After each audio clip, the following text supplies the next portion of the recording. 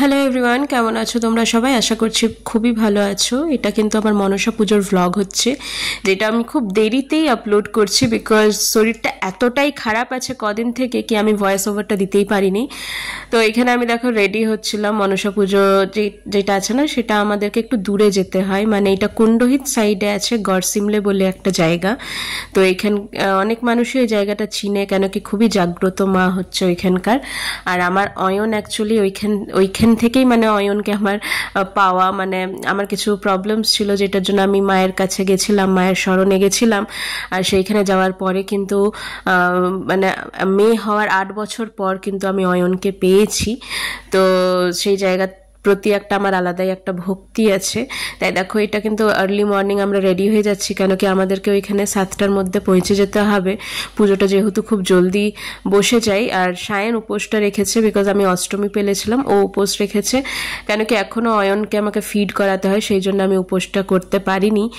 আর সায়নেরও ইচ্ছা থাকে উপোসটা রাখবার, মানে আমি যখন ওকে বললাম আগের বছর থেকে আমি রাখবো উপোসটা, তখন বলছে কেন, আমারও রাখতে ভালো লাগে, আমিই রাখবো। বললাম ঠিক আছে, তোমার ইচ্ছা আছে তখন তুমি রাখতে পারো। এখানে ওকে চেনটা লাগাতে বলছি, দেখো এমনভাবে লাগাচ্ছে যেন গলাটাই টিপে দেবে, এমনিতে তো পারে না গলা টিপতে, তো চেন লাগাবার বাহানাতেই যেন লাগছে আমার গলা টিপে দেবে। তো সব কিছুই প্রায় প্রায় হয়ে গেছে, খুব বেশি কিছু করিনি, একদম একটা নিউড লিপস্টিক লাগিয়েছি, কেন কি গ্রাম বলে জায়গা, সেখানে খুব বেশি মানে ওই রেড চকচক এসব লাগানোটা আমার যেহেতু লাগে যেমন দেশ তেমনি ভেস হয়ে যাওয়া উচিত।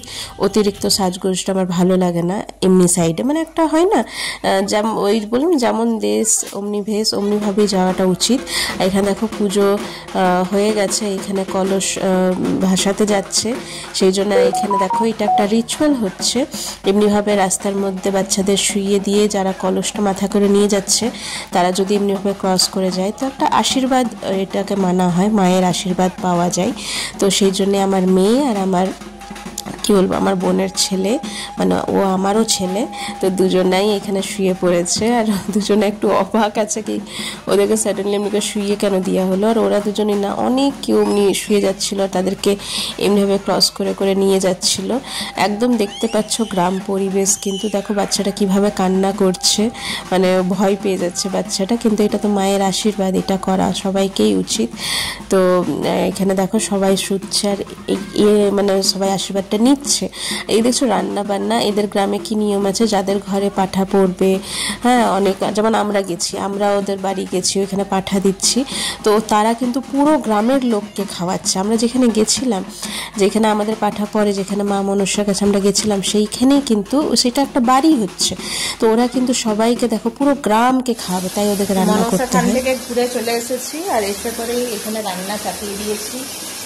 তো এসে পরে কিন্তু আমার শরীরটা প্রচণ্ড খারাপ করছে। এদিকে দেখো মাংস কাটাটা সব হয়ে গেছে, দাঁড়াও দেখাচ্ছি।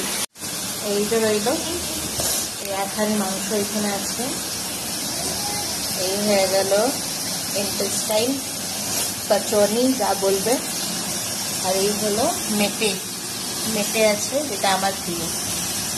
এইটার থেকেও প্রিয় হচ্ছে এইটা।